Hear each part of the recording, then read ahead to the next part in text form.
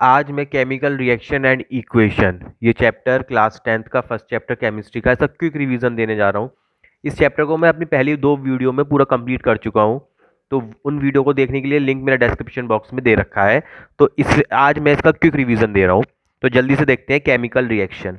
Chemical reaction क्या होती है? जब दो रिएक्टेंट आपस में कंबाइन होते हैं, जैसे Mg plus O2 gives MgO। तो यहाँ पे ये जो हमारे रिएक्टेंट हुए ये आपस में कंबाइन हुए और रिएक्टेंट ने ये जो दिया इसे कहेंगे हम product. This is reactant, this is product, और इसे हम कहेंगे पूरी को एक केमिकल रिएक्शन। जब एक केमिकल रिएक्शन होगी तो जो हमारे रिएक्टेंट हैं वो जैसे जैसे रिएक्शन होगी वो कम होते चले जाएंगे, जैसे जैसे रिएक्शन होगी प्रोडक्ट बढ़ते चले जाएंगे, क्योंकि रिएक्टेंट हमने जस्ट लिए हैं और प्रोडक्ट हमारे रिएक्शन होने के बाद बनते हैं। तो reactant decreases, product increases as the reaction proceeds. तो रिएक्टेंट हमारे हमेशा लेफ्ट साइड में रखे लिखे जाते हैं और जो प्रोडक्ट हमारे जो बनता है वो रिएक्शन के राइट साइड में हम लिखते हैं। जैसे N2+3H2 gives 2NH3, तो राइट साइड में जो लिखा है ये प्रोडक्ट है, लेफ्ट साइड में जो लिखा है ये रिएक्टेंट है। अब केमिकल इक्वेशन, यही जो हमने रिएक्शन लिखी थी इसमें जितने सिंबल्स यूज करे हैं तो इसको सिंबॉलिक रिप्रेजेंटेशन इसकी केमिकल इक्वेशन कहलाएगी। अब एक रिएक्शन को बैलेंस करना ज़रूरी क्यों है? क्योंकि हम जब भी रिएक्शन को बैलेंस करते हैं तो नंबर ऑफ रिएक्टेंट जो होते हैं लेफ्ट साइड में और राइट साइड में बराबर होने चाहिए। जैसे इसमें देखेंगे नाइट्रोजन यहाँ 2 है, यहाँ पे भी नाइट्रोजन 2 है, अमोनिया यहाँ 3 2 6 है, और यहाँ पे हाइड्रोजन यहाँ 3 2 6 हो गए, और यहाँ पे भी हाइड्रोजन 3 2 6 हो गए। तो यहाँ पे nitrogen and hydrogen are same on left and right. तो it is very necessary to balance a chemical equation. अब केमिकल इक्वेशन को बैलेंस कैसे करें, इसके लिए मैंने तरीका बताया था पहले भी कि इसमें हम सबसे पहले जो भी हमारी रिएक्शन होती है उसको हम बॉक्स ड्रॉ करते हैं।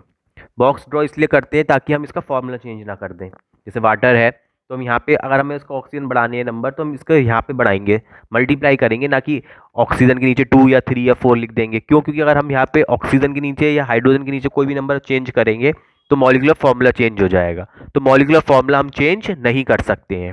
तो हम जब भी रिएक्शन को बैलेंस करेंगे तो पहले बॉक्स बनाएंगे, फिर जो भी हमारा एटम सबसे ज़्यादा है, जैसे इसमें ऑक्सीजन सबसे ज़्यादा है, यहाँ पे ऑक्सीजन 4 है, यहाँ पे 1 है, तो ऑक्सीजन को हम पहले बैलेंस करेंगे। तो यहाँ पे 4 से मल्टीप्लाई कर देंगे ताकि ऑक्सीजन हमारे राइट साइड और लेफ्ट साइड दोनों में 4 हो गए। अब हाइड्रोजन यहाँ पे 4 2 8 है, यहाँ पे 2 ही है, तो यहाँ पे हाइड्रोजन को भी हम 2 से मल्टीप्लाई कर देंगे, सॉरी हाइड्रोजन को 4 से मल्टीप्लाई कर देंगे। तो हाइड्रोजन भी सेम होगा दोनों जगह।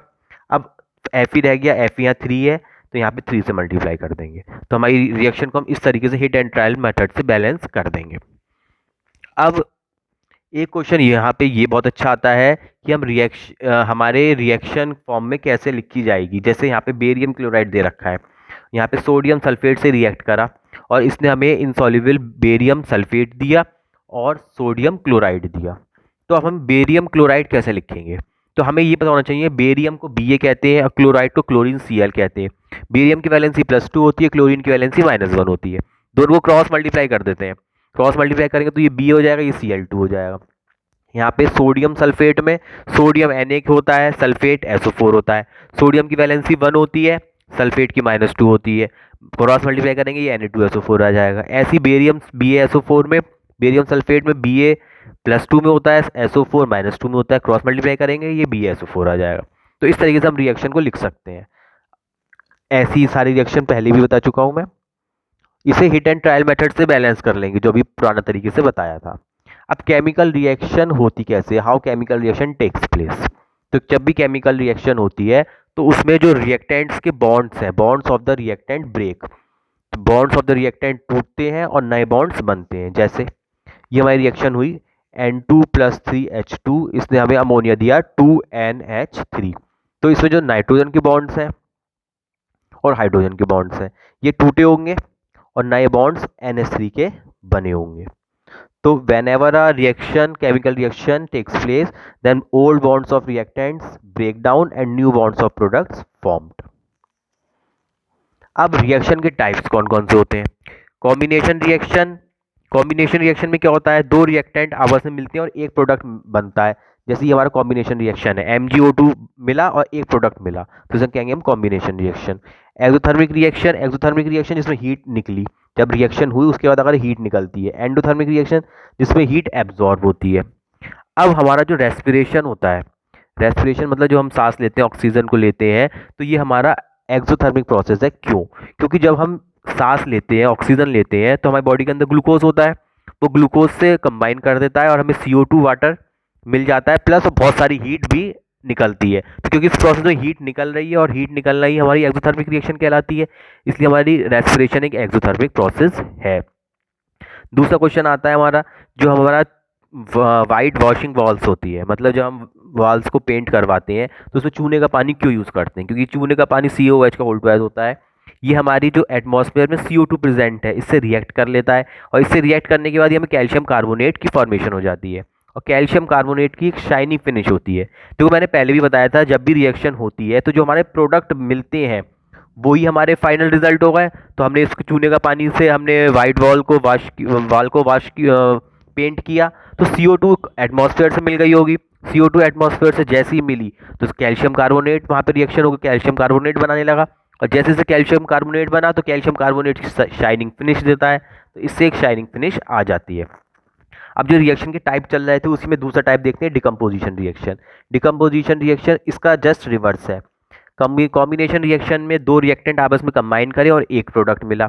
इस डिकम्पोजिशन रिएक्शन में इसका उल्टा होगा, इसमें एक रिएक्टेंट होगा, जैसे सपोज करें एक रिएक्टेंट है ए, इस ये टूट के बी और सी में कन्वर्ट हुआ, मतलब one reactant is decompose into give two products, इसे हम कहेंगे डिकम्पोजिशन रिएक्शन। जैसे एग्जाम्पल देख लेते हैं। एग्जाम्पल में ये आ रहा है FeSO4। FeSO4 एक रिएक्टेंट है, इसने FeO3 Fe2O3 दिया, SO2 दिया, SO3 दिया, तो दो या दो से ज़्यादा प्रोडक्ट दे दे तो इसे डिकम्पोजिशन रिएक्शन कहते हैं। यहाँ एक अच्छा क्वेश्चन ये बनता है कि combination reaction are reverse of decomposition reaction by. तो कॉम्बिनेशन रिएक्शन और डिकम्पोजिशन रिएक्शन आपस में रिवर्स क्यों है? क्योंकि दिख रहा है हमें कॉम्बिनेशन रिएक्शन में दो रिएक्टेंट कंबाइन करते हैं, कॉम्बिनेशन रिएक्शन में दो रिएक्टेंट कंबाइन करके एक प्रोडक्ट मिलता है, और डिकम्पोजिशन रिएक्शन में एक रिएक्टेंट टूट के दो प्रोडक्ट देता है, आपस में रिवर्स है। अब जब भी डिकम्पोजिशन रिएक्शन होगी, जब भी एक रिएक्टेंट दो या दो से ज़्यादा प्रोडक्ट में टूटेगा, तो उसको होने के लिए उसे हीट चाहिए होगी। अब ये हमें एनर्जी तीन फॉर्म में मिल सकती है, थर्मल डिकम्पोजिशन अगर हीट की प्रेजेंट में कोई रिएक्टेंट टूटे, फोटोलिसिस डिकम्पोजिशन अगर सनलाइट की प्रेजेंस में टूटे, और इलेक्ट्रोलिसिस डिकम्पोजिशन। इलेक्ट्रोलिसिस डिकम्पोजिशन में क्या होगा? इलेक्ट्रोलिसिस डिकम्पोजिशन अगर इलेक्ट्रिसिटी की प्रेजेंस में कोई भी कंपाउंड टूटता है। अब decomposition reaction requires energy in the form of heat, sunlight और इलेक्ट्रिसिटी। ये काफ़ी अच्छा क्वेश्चन बन जाता है कि डिकम्पोजिशन रिएक्शन होने के लिए किस चीज़ की रिक्वायरमेंट होती है, तो इसमें लिखेंगे इट रिक्वायर्स हीट, सनलाइट और इलेक्ट्रिसिटी। किन इन तीन में से कोई भी चीज़ हो सकती है। अब डिकम्पोजिशन रिएक्शन रिवर्स है, ये मैं बता चुका हूँ। इसके बाद रिएक्शन आती है हमारी डिस्प्लेसमेंट रिएक्शन। डिस्प्लेसमेंट रिएक्शन में क्या होगा? जो हमारा मोर एक्टिव कंपाउंड है वो लेस रिएक्टिव को डिस्प्लेस कर देगा। यहाँ पे हमने CuSO4 में Fe डाला तो Cu हट गया और Fe उसकी जगह आ गया। अब डबल डिस्प्लेसमेंट में क्या होगा? डबल डिस्प्लेसमेंट में हमारे आयंस का एक्सचेंज होगा दोनों ही साइड से। इसमें Ba हटेगा, Na की जगह ले लेगा, Na Ba की जगह ले लेगा, तो ये हमारा बन जाएगा BaSO4 और NaCl। तो ये हमारी सारी रिएक्शंस हो गई।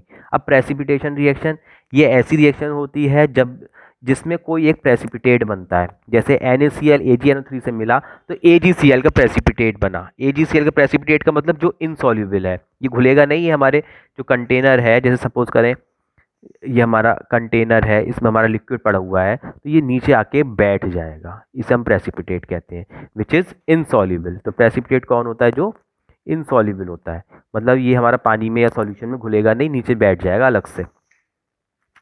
What happen when double displacement reaction takes place? जब डबल डिस्प्लेसमेंट रिएक्शन हो रही होती है तो क्या होता है? Double displacement reaction takes place by formation of a PPT। उसमें या तो PPT बनता है या फिर कोई गैस निकलती है। अब ये एक अच्छा क्वेश्चन आ रहा है हमारा, why is fireflies glow at night? जो जुगनू होते हैं वो रात को क्यों चमकते हैं? क्योंकि fireflies have a protein which in presence of an enzyme gives aerial oxidation which involves emission of visible light so it glows. क्योंकि इसमें एक प्रोटीन होता है जो कि which in presence of an enzyme, enzyme की प्रेजेंस में aerial oxidation हो जाता है। एरियल ऑक्सीडेशन का मतलब है जो हमारी एटमॉस्फेयर में ऑक्सीजन प्रेजेंट है वो उससे रिएक्ट कर जाता है, और उससे रिएक्ट करने के बाद जो कंपाउंड बनता है वो चमकीला होता है, इसलिए वो विजिबल लाइट का हो जाता है और वो ग्लो करने लगता है। अब ऑक्सीडेशन क्या होता है? ये बहुत इंपॉर्टेंट टॉपिक था। ऑक्सीडेशन और रिडक्शन। ऑक्सीडेशन रिडक्शन आपस में रिवर्स है। क्वेश्चन ये भी आ सकता है डिस्टिंग्विश बिटवीन या डिफरेंस बिटवीन ऑक्सीडेशन रिडक्शन, दोनों में क्या डिफरेंसेस हैं। तो ऑक्सीडेशन में ऑक्सीजन ऐड होगी, हाइड्रोजन रिमूव होगी। रिडक्शन में ऑक्सीजन रिमूव होगी, याद रखेंगे इसका जस्ट रिवर्स है, ऑक्सीजन रिमूव, हाइड्रोजन ऐड। तो ये आपस में रिवर्स प्रोसेस होते हैं ऑक्सीडेशन में, और reduction are reverse of each other. ये देख सकते हैं Cu है, इसमें ऑक्सीजन मिली, it will be CuO। Question एक ये भी आता है, ऑक्सीडाइज्ड और रिड्यूस्ड, हमें बताना है कि इसमें कौन सा कंपाउंड ऑक्सीडाइज्ड हुआ, कौन सा रिड्यूस्ड हुआ। तो देखेंगे यहाँ Na है, इससे ऑक्सीजन मिली, Na2O हुआ, तो यहाँ पे हमारा Na में ऑक्सीजन मिली, तो ये ऑक्सीडेशन प्रोसेस है। अब इसमें CuO है plus H2 give Cu plus H2, इसमें से CuO में से Cu करने के लिए ऑक्सीजन का रिमूव करवाया, तो removal of oxygen is called as reduction. तो ये है इस तरीके से। अब इन दोनों का कॉम्बिनेशन आता है रेडॉक्स रिएक्शन। रेडॉक्स रिएक्शन में क्या होता है, RED रिडक्शन के लिए यूज वर्ड हुआ है, OX ऑक्सीडेशन के लिए हुआ है। अगर एक ही रिएक्शन में रिडक्शन ऑक्सीडेशन एक साथ होते हैं तो उन्हें हम रेडॉक्स रिएक्शन बोलते हैं। कोरोजन बहुत अच्छा टॉपिक है कोरोजन का। कोरोजन क्या होता है, slow eating of metal by the action of air and atmosphere. कोई भी मेटल सरफेस होती है उसमें एयर है, एटमॉस्फेयर है, जो सारी गैसेस इससे रिएक्ट करती है, उस वजह से वो ख़राब हो जाता है। तो ख़राब होने की कोई प्रोसेस को हम कहते हैं कोरोजन। जैसे जंग लग जाना, उसे रस्टिंग बोलेंगे, रस्टिंग ऑफ आयरन। तो अगर जो आयरन होता है, कोरोजन अगर हमारा आयरन का हो जाए तो उसे रस्टिंग कहेंगे। तो difference between corrosion and rusting ये भी हो सकता है। अब हमारे जो सिल्वर आर्टिकल्स होते हैं वो ब्लैक क्यों हो जाते हैं अगर बहुत टाइम तक खुले में रखा जाए, क्यों, उस पर एटमॉस्फेयर ऑक्सीजन रिएक्ट कर जाती है जिसकी वजह से वो करोड हो जाता है, उसमें कोरोजन वाला प्रोसेस हो जाता है। तो because of this corrosion this silver articles becomes black, something black in colour. तो गोल्ड जो होता है हमारा, नेक्स्ट क्वेश्चन आता है, जो गोल्ड होता है वो हमारा do not corrode in moist air. जो गोल्ड होता है वो खराब नहीं होता है बहुत टाइम तक, ऐसा क्यों। तो गोल्ड जो होता है वो कोरोड इसलिए नहीं होता है क्योंकि हमारा जो गोल्ड होता है वो एयर एटमॉस्फेयर इससे उसका कोई फ़र्क नहीं पड़ता है। गोल्ड में कोई ख़ास फ़र्क नहीं पड़ता है। अब हम ये रस्टिंग को कैसे प्रिवेंट कर सकते हैं, रस्टिंग जैसे होए ना या कम हो, तो जिस ऑयलिंग करके या फिर बाय अप्लाइंग पेंट करके या ऑयल करके रस्टिंग को रोका जा सकता है। अगला प्रोसेस आता है हमारा रैंसिडिटी। ये भी काफ़ी अच्छा प्रोसेस है रैंसिडिटी। रैंसिडिटी में क्या होता है, जो हमारे पैकेट फूड्स होते हैं जिसमें फैट्स भी होते हैं, ऑयल्स भी होते हैं, अगर इसे हम सन ऑक्सीजन की या एयर की प्रेजेंस में ज़्यादा देर तक रख दिए जाएँ तो ये ख़राब हो जाते हैं और इनका जो स्मेल आ जाती है उसका कलर चेंज हो जाता है। इसे हम बोलते हैं रैंसिडिटी। तो जो भी फूड्स होते हैं हम बहुत टाइम तक उसे खुले में रख दें तो उसमें जो खराब स्पॉइलिंग हो जाती है उसे रैंसिडिटी बोलते हैं। अब जो ये पैकेट फूड्स होते हैं उसे रैंसिडिटी से बचाने के लिए क्या क्या करते हैं, तो oils and fats containing foods item are flushed with nitrogen why. उसका रिवर्स क्वेश्चन भी आ सकता है ये, कि जो फूड्स होते हैं, जो पैकेट फूड होते हैं, ये क्वेश्चन ही कह रहा है जो फूड होते हैं उसे हम नाइट्रोजन उसमें क्यों भरते हैं, जो पैकेट फूड्स होते हैं उसमें नाइट्रोजन क्यों भरी जाती है, ताकि वो रैंसिड ना हो, ताकि वो ख़राब ना हो। तो when oils and fats containing food items are flushed with unreactive nitrogen then they are not oxidised. अगर हम उसमें नाइट्रोजन भर देंगे तो वो ऑक्सीडाइज्ड नहीं होंगे, ऑक्सीडाइज्ड नहीं होंगे जल्दी तो ख़राब नहीं होंगे। इसका क्वेश्चन रिवर्स भी आ सकता है कि हम पैकेट फूड को ज़्यादा टाइम तक करने के लिए, प्रिजर्व रखने के लिए क्या करते हैं, तो उसमें हमें नाइट्रोजन को भरना पड़ता है। सेम क्वेश्चन आ रहा है हमारा, why potato chips prepared in oil becomes unfit for eating if expose to air for long times. अगर जो पोटैटो चिप्स है उन्हें काफ़ी टाइम तक तुम खोल के रख दो तो वो ख़राब क्यों हो जाते हैं, तो वही वाली बात है, उसमें ऑक्सीडेशन हो जाएगा। ऑक्सीडेशन होने का मतलब उसमें जो एटमॉस्फेयर में ऑक्सीजन है वो उससे रिएक्ट कर जाएगी, ऑक्सीजन रिएक्ट कर जाएगी तो वो ख़राब हो जाएंगे। जब तक वो पैक थे तब तक उसमें नाइट्रोजन थी तो इसलिए वो ख़राब नहीं हो रहे थे, और जब वो खुल गए तो उसमें ऑक्सीजन आ गई इसलिए वो ख़राब हो गए। इस क्वेश्चन में हमें रिएक्शन को बैलेंस भी करना है, उसका टाइप भी बताना है। जैसे पोटेशियम है, potassium bromide plus barium iodide gives potassium iodide plus barium bromide. इस रिएक्शन को हमें बैलेंस भी करना है और उसका टाइप भी बताना है, सब कुछ बताना है। तो पोटेशियम ब्रोमाइड KBr होता है, बेरियम बेरियम आयोडाइड Bi2 होता है, potassium iodide Ki, barium bromide BaBr2। इसे पुराने वाले मेथड से ही लिख लेंगे, जैसे मैंने बताया था, पोटेशियम अलग करेंगे, ब्रोमीन अलग करेंगे, उसकी वैलेंसी लिखेंगे, फिर क्रॉस मल्टीप्लाई करेंगे, तो ये सब वैसे ही बन जाएंगे। अब इसको हिट एंड ट्रायल मेथड से, उसके बाद जो मेथड बताया था हिट एंड ट्रायल मेथड, उससे से बैलेंस कर लेंगे पूरे को। उसके बाद हमें अब इसका टाइप भी बताना है। अब टाइप देखेंगे इसमें क्या हुआ, इसमें के ने बी ए को रिप्लेस करा, बी ए ने के को रिप्लेस करा, के ने रिप्लेस करा बी ए को, तो क्या बन गया ये BaBr2, और बी ए के की जगह आया तो ये बन गया के आई। तो इसमें डबल डिस्प्लेसमेंट रिएक्शन हो रही है क्योंकि दोनों आयंस आपस में डिस्प्लेस कर रहे हैं, तो इसका टाइप हो गया हमारा double displacement reaction. Next reaction आती है जिंक कार्बोनेट, ZnCO3 होता है, Gibbs zinc oxide plus carbon dioxide. तो इसमें एक ही रिएक्टेंट दो प्रोडक्ट में टूटा, इसलिए डिकम्पोजिशन रिएक्शन है। अब इसे हिट एंड ट्रायल मेथड से बैलेंस कर लेंगे, तो बैलेंस करने की कोई जरूरत ही नहीं क्योंकि सब बराबर है। यहाँ पे Zn1 है, यहाँ पे भी Zn1 है, ऑक्सीजन यहाँ पे 2 और 1 3 है, यहाँ पे भी 3 है, कार्बन यहाँ पे 1 है, तो this reaction is already balanced. अब हमारा एक लास्ट क्वेश्चन ये सेम क्वेश्चन है, रिएक्शन को बैलेंस करना है, उसका टाइप बताना है, ये वैसे ही कर लेंगे हम। अब एक क्वेश्चन ये आता है हमारा, why should a magnesium ribbon be cleaned before burning in air. एक मैग्नीशियम रिबन है, उसे हमें बिफोर बी क्लीन्ड, उसे साफ करना पड़ता है बिफोर बर्निंग, बर्निंग से पहले साफ क्यों करना पड़ता है। तो a magnesium ribbon is cleaned to remove protective layer of basic magnesium carbonate from it surface so that it quickly combine with oxygen present in air, क्योंकि उसमें एक प्रोटेक्टिव लेयर पहले से होती है बेसिक मैग्नीशियम कार्बोनेट की, उसे हमें साफ करनी पड़ती है ताकि वो ऑक्सीजन से कंबाइन हो जाए, नहीं तो वो कंबाइन नहीं हो पाएगी। तो अब मैं अगले वीडियो में अपने एक कुछ ट्रिक्स देने वाला हूँ, तो अगले वीडियो के लिए देखते रहें आप, और ट्रिक्स के लिए मेरा चैनल सब्सक्राइब करें।